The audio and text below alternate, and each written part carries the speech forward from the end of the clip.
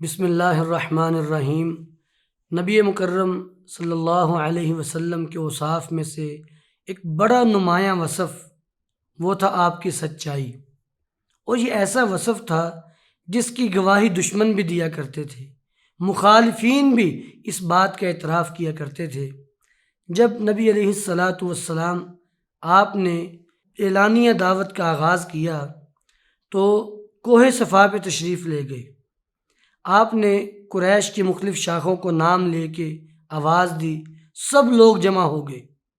تو آپ نے فرمایا کہ اگر میں تمہیں یہ کہوں اس پہاڑی کے پیچھے ایک لشکر ہے جو ابھی تم پہ حملہ کر دے گا، اکنتم مصدقیہ، کیا تم لوگ میں تصدیق کرو گے؟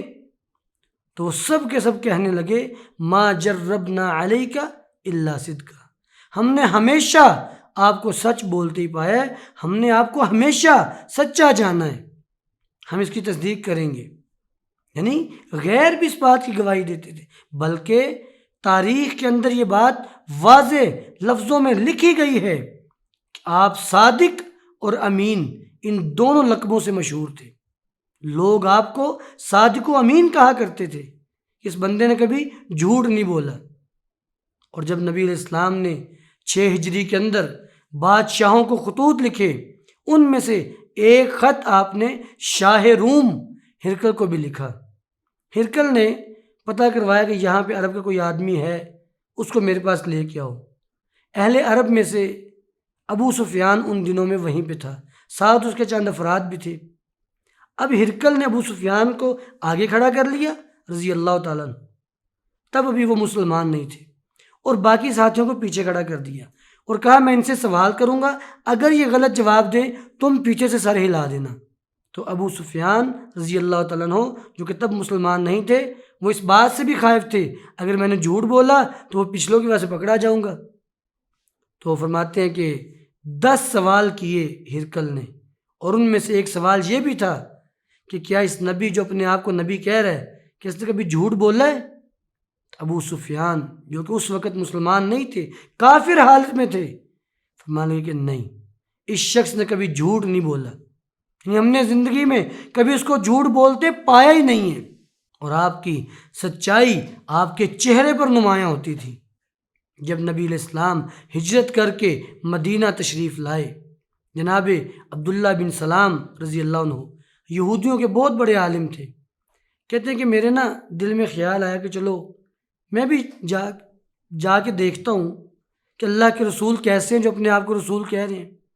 کہ جب میں آیا میں نبی علیہ السلام کے مبارک چہرے کو دیکھا تو بے ساختہ میرے منہ سے الفاظ نکلے واللہ ان ھذا الوجہ لیس بوجہ کذاب، اللہ کی قسم یہ چہرہ کسی جھوٹے کا چہرہ نہیں ہو سکتا، جھوٹے بندے کا چہرہ ایسا ہوتا ہی نہیں ہے۔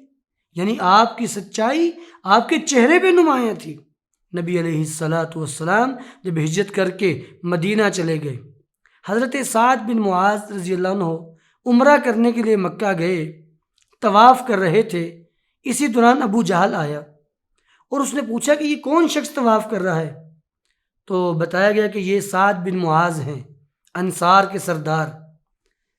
تو ابو جہل کہنے لگا کہ تم یہاں بڑے امن کے ساتھ طواف کر رہے ہو اور تم نے ہمارے پاس سے بھاگے ہوئے شخص کو پناہ دے رکھی ہے، یعنی نبی علیہ السلام کو پناہ دے رکھی ہے، اور یہاں پہ آگے بڑے سکون سے طواف کر رہے ہو۔ تو حضرت سعد بن معاذ اس بات پہ اس سے جھگڑا شروع ہو گیا۔ امیہ بن خلف کہنے لگا حضرت سعد بن معاذ سے، جو کہ ان کا پرانا دوست تھا سعد بن معاذ کا، کہ بھئی چھوڑو، ابو جہل کے منہ نہ لگو، یہ اس علاقے کا سردار ہے۔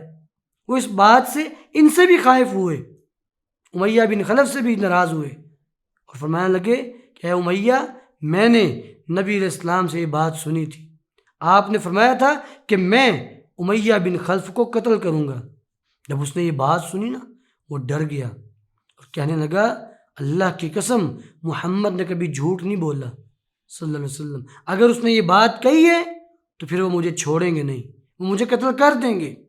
اسے اس بات کا یقین ہو گیا، حالانکہ امیہ بن خلف مسلمان نہیں تھا، اس نے کلمہ نہیں پڑھا، لیکن کفار بھی اس بات کو جانتے تھے کہ کہ اللہ کے رسول نے کبھی جھوٹ نہیں بولا، آپ ہمیشہ سچ بولا کرتے تھے۔